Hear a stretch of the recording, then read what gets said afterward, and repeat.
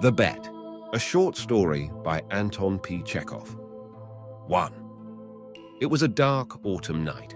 The old banker was pacing from corner to corner of his study, recalling to his mind the party he gave in the autumn 15 years before. There were many clever people at the party, and much interesting conversation. They talked, among other things, of capital punishment. The guests, among them not a few scholars and journalists, for the most part disapproved of capital punishment. They found it obsolete as a means of punishment, unfitted to a Christian state and immoral. Some of them thought that capital punishment should be replaced universally by life imprisonment. "I don't agree with you," said the host. "I myself have experienced neither capital punishment nor life imprisonment. But if one may judge a priori, then in my opinion, capital punishment is more moral and more humane than imprisonment. Execution kills instantly. Life imprisonment kills by degrees. Who is the more humane executioner? One who kills you in a few seconds, or one who draws the life out of you incessantly, for years?" "They're both equally immoral," remarked one of the guests, "because their purpose is the same, to take away life. The state is not God. It has no right to take away that which it cannot give back if it should so desire." Among the company was a lawyer, a young man of about 25. On being asked his opinion, he said, "Capital punishment and life imprisonment are equally immoral, but if I were offered the choice between them, I would certainly choose the second. It's better to live somehow than not to live at all." There ensued a lively discussion. The banker, who was then younger and more nervous, suddenly lost his temper, banged his fist on the table, and turning to the young lawyer, cried out, "It's a lie. I bet you 2 millions you wouldn't stick in a cell even for 5 years. "If you mean it seriously," replied the lawyer, "then I bet I'll stay not 5, but 15. "15! Done!" cried the banker. "Gentlemen, I stake 2 millions. "Agreed. You stake 2 millions, I my freedom," said the lawyer. So this wild, ridiculous bet came to pass. The banker, who at that time had too many millions to count, spoiled and capricious, was beside himself with rapture. During supper, he said to the lawyer jokingly, "Come to your senses, young roan, before it's too late. 2 millions are nothing to me, but you stand to lose 3 or 4 of the best years of your life. I say 3 or 4 because you'll never stick it out any longer. Don't forget either, you unhappy man, that voluntary is much heavier than enforced imprisonment. The idea that you have the right to free yourself at any moment will poison the whole of your life in the cell. I pity you." And now the banker, pacing from corner to corner, recalled all this and asked himself, "Why did I make this bet? What's the good? The lawyer loses 15 years of his life, and I throw away 2 millions. Will it convince people that capital punishment is worse or better than imprisonment for life? No, no, all stuff and rubbish.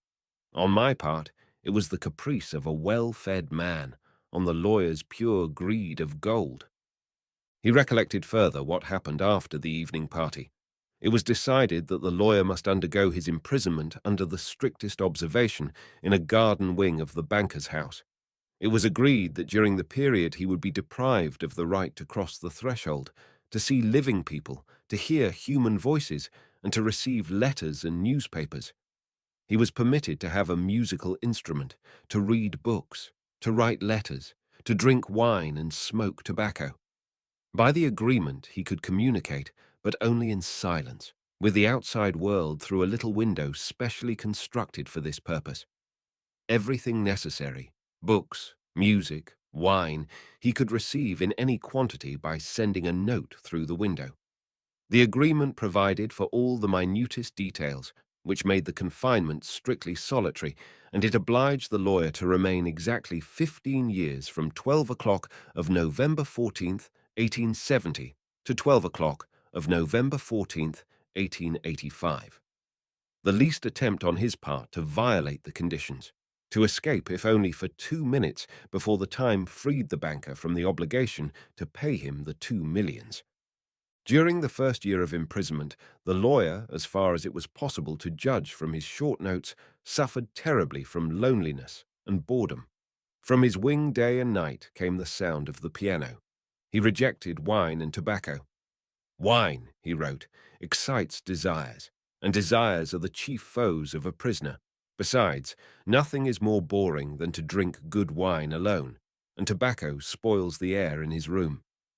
During the first year, the lawyer was sent books of a light character, novels with a complicated love interest, stories of crime and fantasy, comedies, and so on.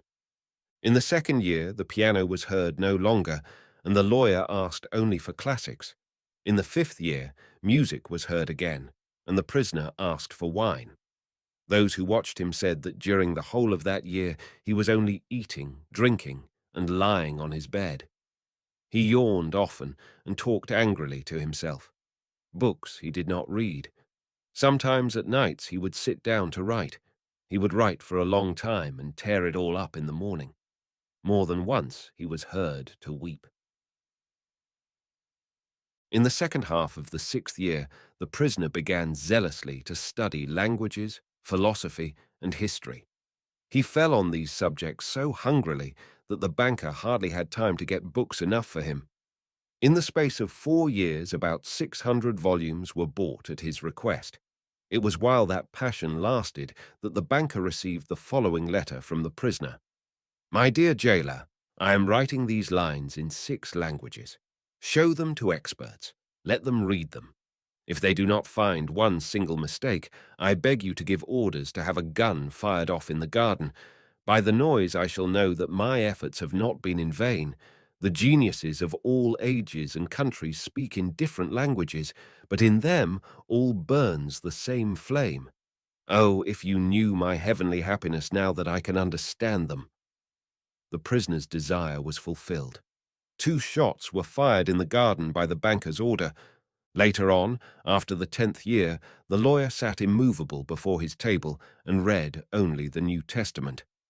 The banker found it strange that a man who in 4 years had mastered 600 erudite volumes should have spent nearly a year in reading one book, easy to understand and by no means thick. The New Testament was then replaced by the history of religions and theology. During the last 2 years of his confinement, the prisoner read an extraordinary amount, quite haphazard. Now he would apply himself to the natural sciences, then he would read Byron or Shakespeare. Notes used to come from him in which he asked to be sent at the same time a book on chemistry, a textbook of medicine, a novel, and some treatise on philosophy or theology. He read as though he were swimming in the sea among broken pieces of wreckage, and in his desire to save his life was eagerly grasping one piece after another. 2. The banker recalled all this and thought, "Tomorrow at 12 o'clock he receives his freedom. Under the agreement, I shall have to pay him 2 millions. If I pay, it's all over with me. I am ruined forever." 15 years before he had too many millions to count, but now he was afraid to ask himself which he had more of, money or debts. Gambling on the stock exchange, risky speculation, and the recklessness of which he could not rid himself even in old age, had gradually brought his business to decay.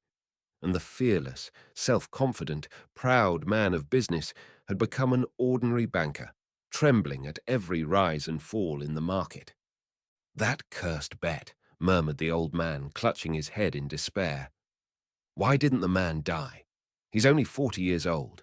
He will take away my last farthing, marry, enjoy life, gamble on the exchange, and I will look on like an envious beggar and hear the same words from him every day. I'm obliged to you for the happiness of my life. Let me help you." No, it's too much. The only escape from bankruptcy and disgrace is that the man should die.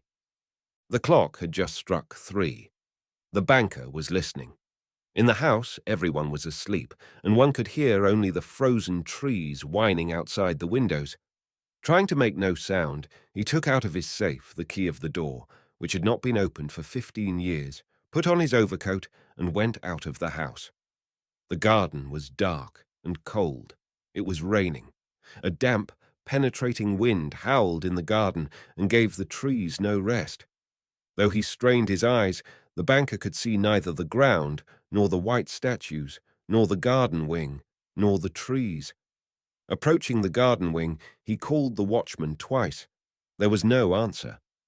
Evidently, the watchman had taken shelter from the bad weather and was now asleep somewhere in the kitchen or the greenhouse. "If I have the courage to fulfill my intention," thought the old man, "the suspicion will fall on the watchman first of all." In the darkness, he groped for the steps and the door and entered the hall of the garden wing, then poked his way into a narrow passage and struck a match. Not a soul was there. Someone's bed, with no bedclothes on it, stood there, and an iron stove loomed dark in the corner. The seals on the door that led into the prisoner's room were unbroken. When the match went out, the old man, trembling from agitation, peeped into the little window. In the prisoner's room a candle was burning dimly. The prisoner himself sat by the table. Only his back, the hair on his head and his hands were visible. Open books were strewn about on the table, the two chairs, and on the carpet near the table. 5 minutes passed, and the prisoner never once stirred. 15 years' confinement had taught him to sit motionless. The banker tapped on the window with his finger, but the prisoner made no movement in reply. Then the banker cautiously tore the seals from the door and put the key into the lock. The rusty lock gave a hoarse groan, and the door creaked. The banker expected instantly to hear a cry of surprise and the sound of steps. 3 minutes passed, and it was as quiet inside as it had been before. He made up his mind to enter. Before the table sat a man, unlike an ordinary human being. It was a skeleton with tight-drawn skin, with long, curly hair like a woman's and a shaggy beard. The color of his face was yellow, of an earthy shade. The cheeks were sunken, the back long and narrow, and the hand upon which he leaned, his hairy head was so lean and skinny that it was painful to look upon.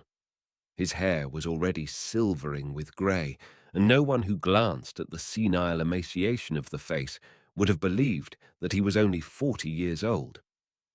On the table, before his bended head, lay a sheet of paper on which something was written in a tiny hand. "Poor devil," thought the banker.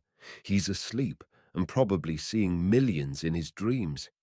I have only to take and throw this half-dead thing on the bed, smother him a moment with the pillow, and the most careful examination will find no trace of unnatural death. But first, let us read what he has written here."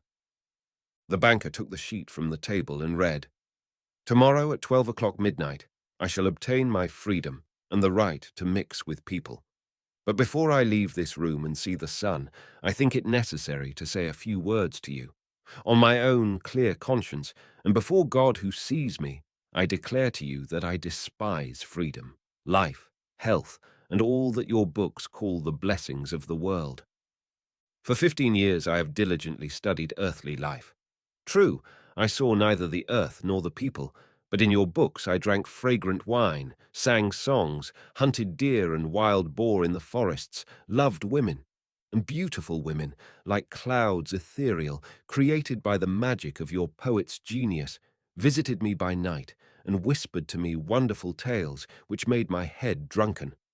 In your books I climbed the summits of Elbrus and Mont Blanc, and saw from there how the sun rose in the morning, and in the evening suffused the sky, the ocean and the mountain ridges with a purple gold. I saw from there how above me lightnings glimmered, cleaving the clouds. I saw green forests, fields, rivers, lakes, cities. I heard sirens singing and the playing of the pipes of Pan. I touched the wings of beautiful devils who came flying to me to speak of God. In your books, I cast myself into bottomless abysses, worked miracles, burned cities to the ground, preached new religions, conquered whole countries. Your books gave me wisdom. All that unwearying human thought created in the centuries is compressed to a little lump in my skull. I know that I am cleverer than you all. And I despise your books, despise all worldly blessings and wisdom. Everything is void, frail, visionary, and delusive as a mirage. Though you be proud and wise and beautiful, yet will death wipe you from the face of the earth like the mice underground. And your posterity, your history, and the immortality of your men of genius will be as frozen slag, burnt down together with the terrestrial globe. You are mad and gone the wrong way.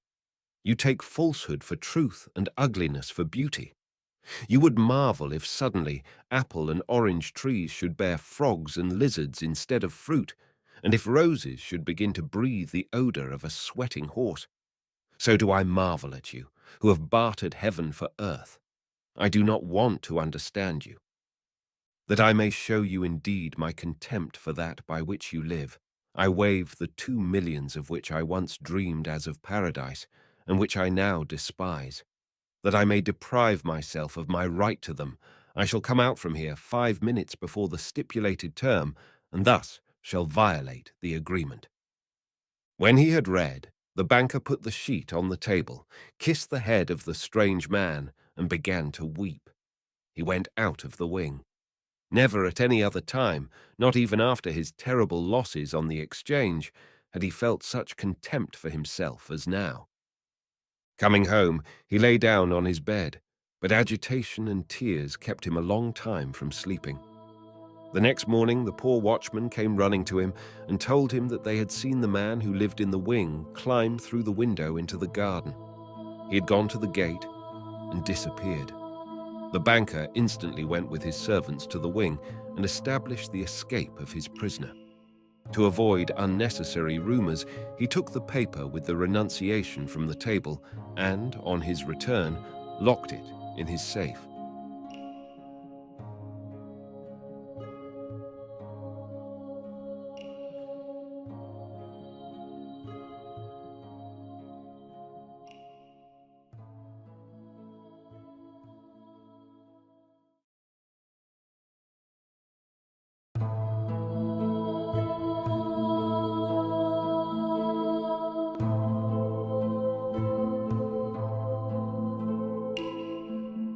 The Darling, a short story by Anton P. Chekhov. Olenka, the daughter of the retired collegiate assessor Plemyanikov, was sitting on the back door steps of her house doing nothing. It was hot. The flies were nagging and teasing, and it was pleasant to think that it would soon be evening. Dark rain clouds were gathering from the east, wafting a breath of moisture every now and then. Kukin, who roomed in the wing of the same house, was standing in the yard looking up at the sky. He was the manager of the Tivoli, an open-air theatre. "Again," he said despairingly. "Rain again. Rain, rain, rain. Every day rain. As though to spite me. I might as well stick my head into a noose and be done with it. It's ruining me. Heavy losses every day." He wrung his hands and continued, addressing Olenka. "What a life, Olga Semyonovna! It's enough to make a man weep. He works, he does his best, his very best. He tortures himself, he passes sleepless nights. He thinks and thinks and thinks how to do everything just right. And what's the result?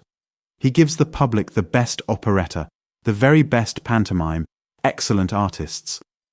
But do they want it? Have they the least appreciation of it? The public is rude. The public is a great bore.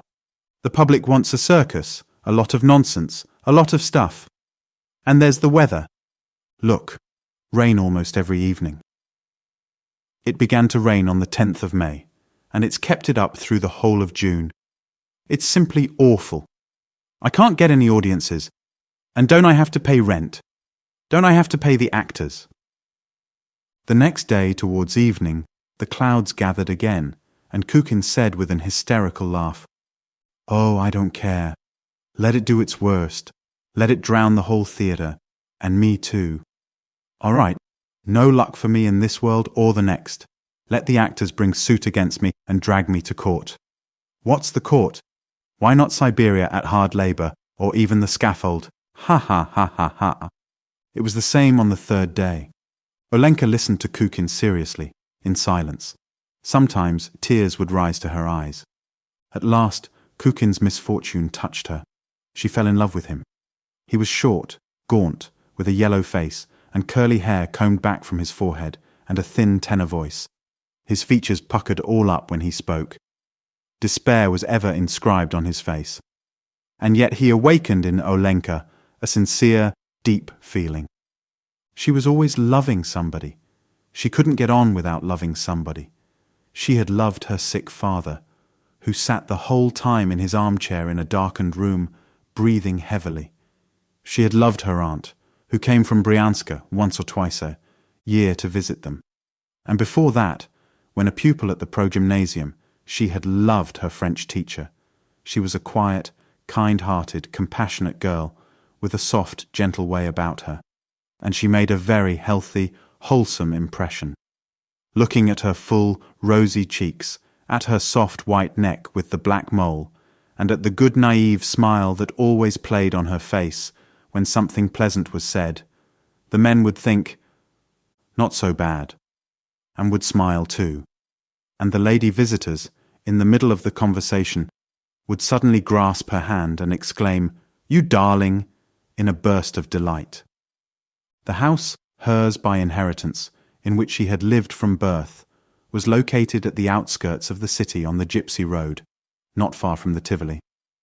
From early evening till late at night, she could hear the music in the theatre and the bursting of the rockets, and it seemed to her that Kukin was roaring and battling with his fate and taking his chief enemy, the indifferent public, by assault. Her heart melted softly. She felt no desire to sleep, and when Kukin returned home towards morning, she tapped on her window pane, and through the curtains he saw her face and one shoulder and the kind smile she gave him. He proposed to her, and they were married. And when he had a good look of her neck and her full vigorous shoulders, he clapped his hands and said, "You darling." He was happy. But it rained on their wedding day, and the expression of despair never left his face. They got along well together. She sat in the cashier's box, kept the theatre in order, wrote down the expenses, and paid out the salaries. Her rosy cheeks, her kind, naive smile, like a halo around her face, could be seen at the cashier's window, behind the scenes, and in the cafe. She began to tell her friends that the theatre was the greatest, the most important, the most essential thing in the world, that it was the only place to obtain true enjoyment in, and become humanized and educated. "But do you suppose the public appreciates it?" she asked. "What the public wants is the circus. Yesterday, Vanichka and I gave Faust burlesqued, and almost all the boxes were empty. If we had given some silly nonsense, I assure you, the theatre would have been overcrowded. Tomorrow, we'll put Orpheus in Hades on. Do come." Whatever Kukin said about the theatre and the actors, she repeated. She spoke, as he did, with contempt of the public, of its indifference to art, of its boorishness. She meddled in the rehearsals, corrected the actors, watched the conduct of the musicians. And when an unfavourable criticism appeared in the local paper, she wept and went to the editor to argue with him. The actors were fond of her and called her Vanichka and I, and the darling. She was sorry for them and lent them small sums. When they bilked her, she never complained to her husband. At the utmost, she shed a few tears. In winter, too, they got along nicely together.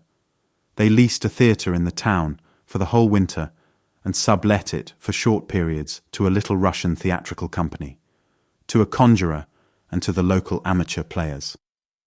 Olenka grew fuller and was always beaming with contentment, while Kukin grew thinner and yellower and complained of his terrible losses, though he did fairly well the whole winter. At night he coughed, and she gave him raspberry syrup and lime water, rubbed him with eau de Cologne, and wrapped him up in soft coverings.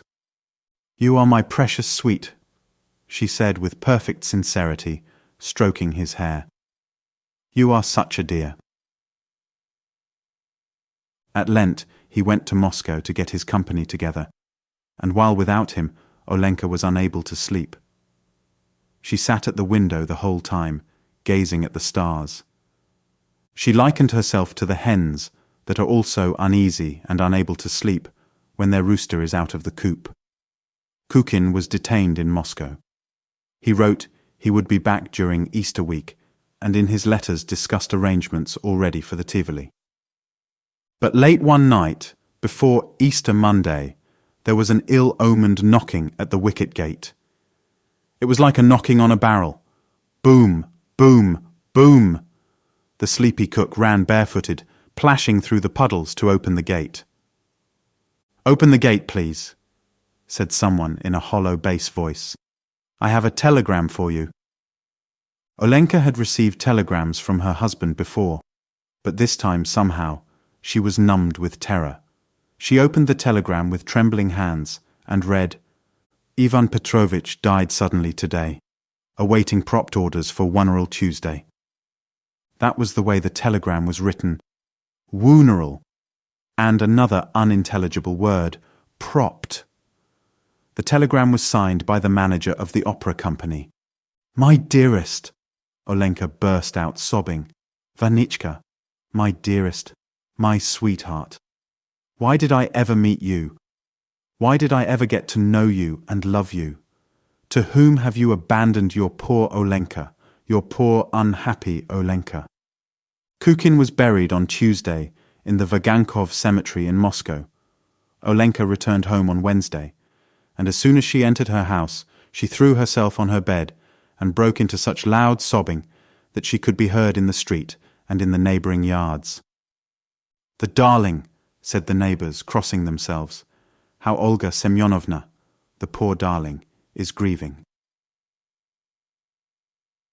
3 months afterwards, Olenka was returning home from Mass, downhearted and in deep mourning. Beside her walked a man also returning from church, Vasily Pustovalov, the manager of the merchant Babakayev's lumber yard. He was wearing a straw hat, a white vest with a gold chain, and looked more like a landowner than a businessman.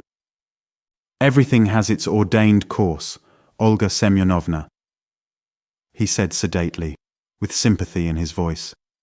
"And if anyone near and dear to us dies, then it means it was God's will, and we should remember that and bear it with submission." He took her to the wicket gate, said goodbye, and went away. After that, she heard his sedate voice the whole day, and on closing her eyes, she instantly had a vision of his dark beard. She took a great liking to him, and evidently he had been impressed by her, too, for, not long after, an elderly woman, a distant acquaintance, came in to have a cup of coffee with her. As soon as the woman was seated at table, she began to speak about Pustovalov. How good he was, what a steady man, and any woman could be glad to get him as a husband.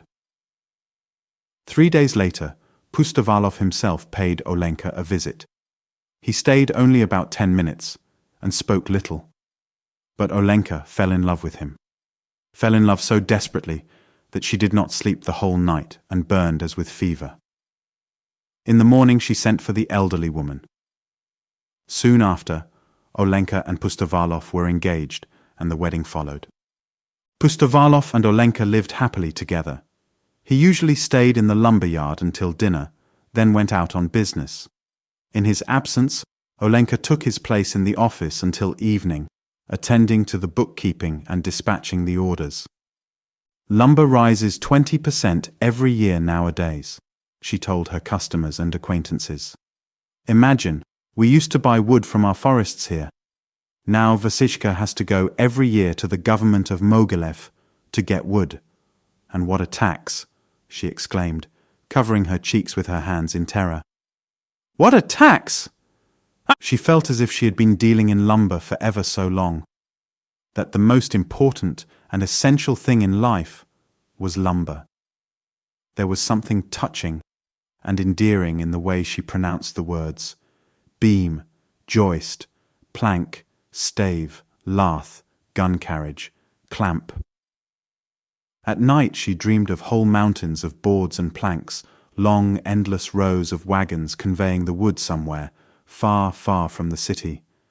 She dreamed that a whole regiment of beams, 36 Eftoneks 5-in, were advancing in an upright position to do battle against the lumber yard, that the beams and joists and clamps were knocking against each other, emitting the sharp crackling reports of dry wood, that they were all falling and then rising again, piling on top of each other. Olenka cried out in her sleep, and Pustovalov said to her gently, "Olenka, my dear, what is the matter? Cross yourself."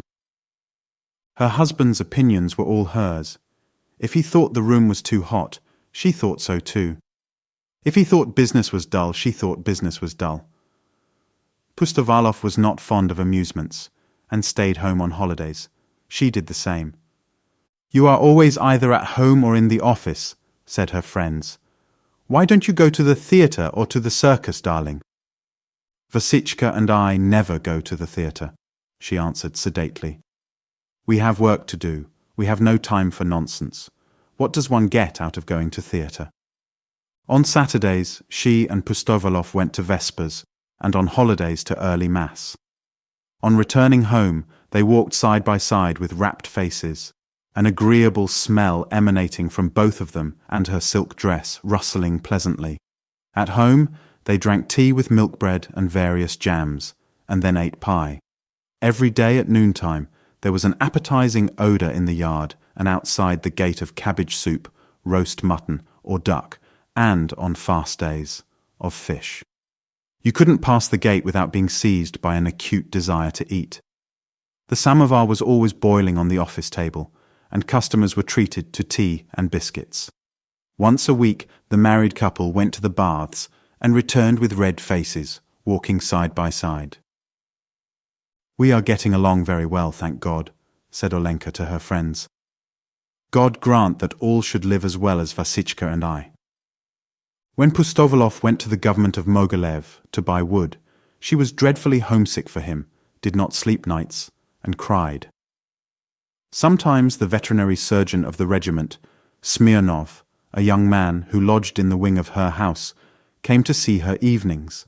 He related incidents, or they played cards together. This distracted her. The most interesting of his stories were those of his own life. He was married and had a son, but he had separated from his wife because she had deceived him, and now he hated her and sent her 40 rubles a month for his son's support. Olenka sighed, shook her head, and was sorry for him. "Well, the Lord keep you," she said, as she saw him off to the door by candlelight. "Thank you for coming to kill time with me. May God give you health. Mother in heaven." She spoke very sedately, very judiciously, imitating her husband. The veterinary surgeon had disappeared behind the door when she called out after him, "Do you know, Vladimir Platonych, you ought to make up with your wife. Forgive her, if only for the sake of your son. The child understands everything, you may be sure." When Pustovalov returned, she told him in a low voice about the veterinary surgeon and his unhappy family life. And they sighed and shook their heads, and talked about the boy who must be homesick for his father.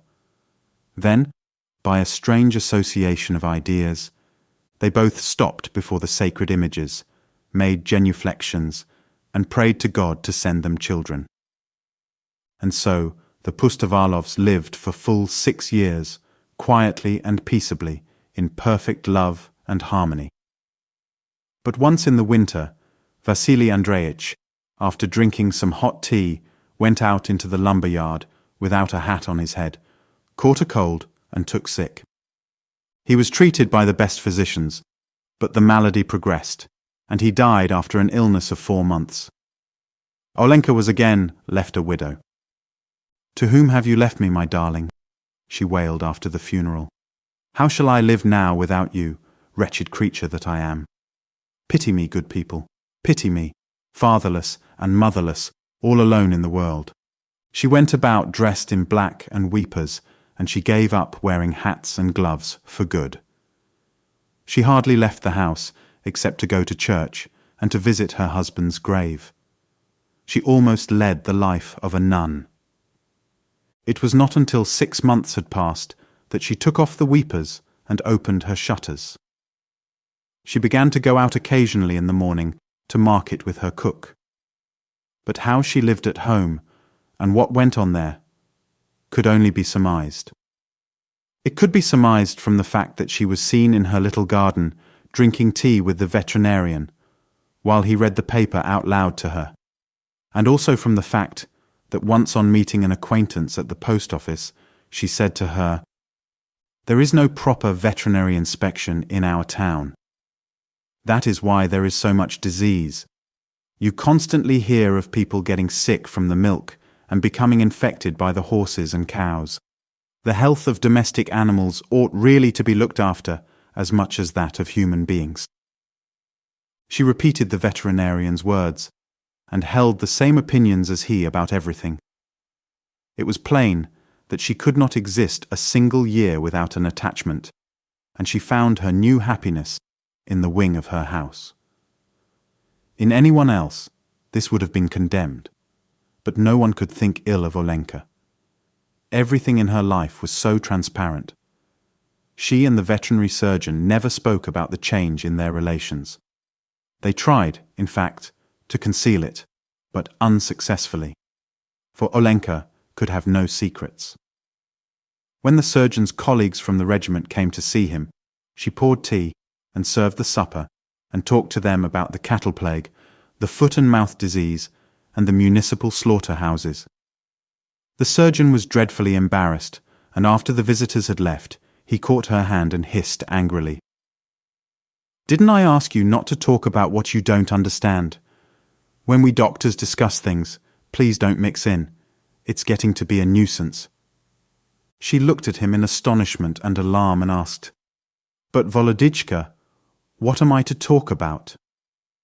And she threw her arms round his neck, with tears in her eyes, and begged him not to be angry. And they were both happy. But their happiness was of short duration. The veterinary surgeon went away with his regiment to be gone for good, when it was transferred to some distant place, almost as far as Siberia, and Olenka was left alone. Now she was completely alone. Her father had long been dead, and his armchair lay in the attic covered with dust and minus one leg. She got thin and homely, and the people who met her on the street no longer looked at her as they had used to, nor smiled at her. Evidently, her best years were over, past and gone, and a new, dubious life was to begin which it were better not to think about. In the evening, Olenka sat on the steps and heard the music playing and the rockets bursting in the Tivoli, but it no longer aroused any response in her. She looked listlessly into the yard, thought of nothing, wanted nothing. And when night came on, she went to bed and dreamed of nothing but the empty yard. She ate and drank as though by compulsion. And what was worst of all, she no longer held any opinions. She saw and understood everything that went on around her, but she could not form an opinion about it. She knew of nothing to talk about, and how dreadful not to have opinions. For instance, you see a bottle, or you see that it is raining, or you see a muzhik riding by in a wagon. But what the bottle or the rain or the muzhik are for, or what the sense of them all is, you cannot tell. You cannot tell, not for 1,000 rubles. In the days of Kukin and Pustovalov, and then of the veterinary surgeon, Olenka had had an explanation for everything, and would have given her opinion freely no matter about what. But now there was the same emptiness in her heart and brain as in her yard. It was as galling and bitter as a taste of wormwood. Gradually the town grew up all around. The gypsy road had become a street, and where the Tivoli and the lumber yard had been, there were now houses and a row of side streets. How quickly time flies. Olenka's house turned gloomy, the roof rusty, the sheds slanting. Dock and thistles overgrew the yard. Olenka herself had aged and grown homely. In the summer she sat on the steps, and her soul was empty and dreary and bitter. When she caught the breath of spring, or when the wind wafted the chime of the cathedral bells, a sudden flood of memories would pour over her. Her heart would expand with a tender warmth, and the tears would stream down her cheeks.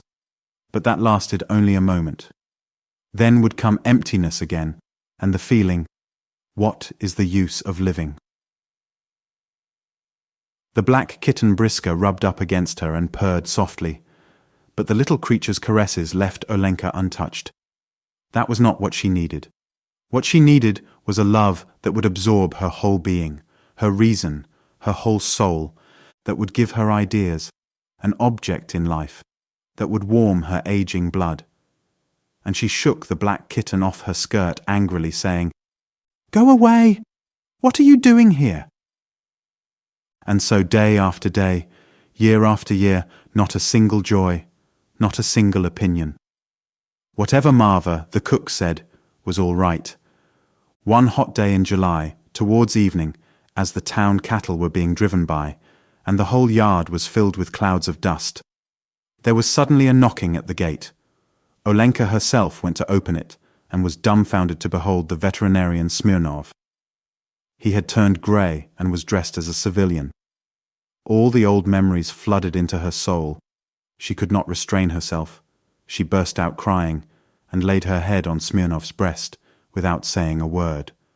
So overcome was she that she was totally unconscious of how they walked into the house and seated themselves to drink tea.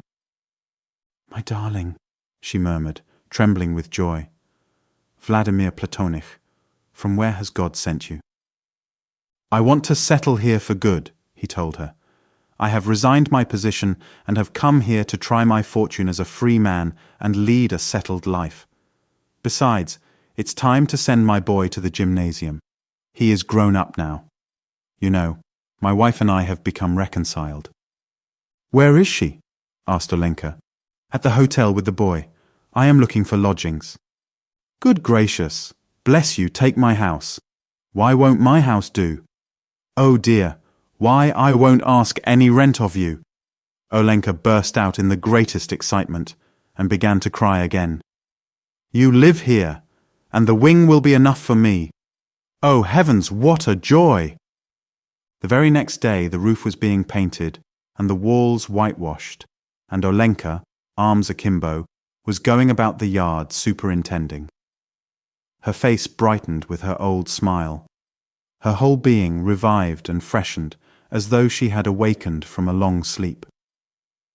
The veterinarian's wife and child arrived. She was a thin, plain woman with a crabbed expression. The boy Sasha, small for his 10 years of age, was a chubby child with clear blue eyes and dimples in his cheeks. He made for the kitten the instant he entered the yard, and the place rang with his happy laughter. "Is that your cat, Auntie?" he asked Olenka. "When she has little kitties, please give me one. Mama is awfully afraid of mice." Olenka chatted with him, gave him tea, and there was a sudden warmth in her bosom and a soft gripping at her heart, as though the boy were her own son. In the evening, when he sat in the dining room studying his lessons, she looked at him tenderly and whispered to herself, "My darling, my pretty, you are such a clever child, so good to look at." "An island is a tract of land entirely surrounded by water," he recited. "An island is a tract of land," she repeated, the first idea asseverated with conviction after so many years of silence and mental emptiness. She now had her opinions, and at supper discussed with Sasha's parents how difficult the studies had become for the children at the gymnasium. But how, after all, a classical education was better than a commercial course, because when you graduated from the gymnasium, then the road was open to you for any career at all. If you chose to, you could become a doctor, or, if you wanted to, you could become an engineer. Sasha began to go to the gymnasium.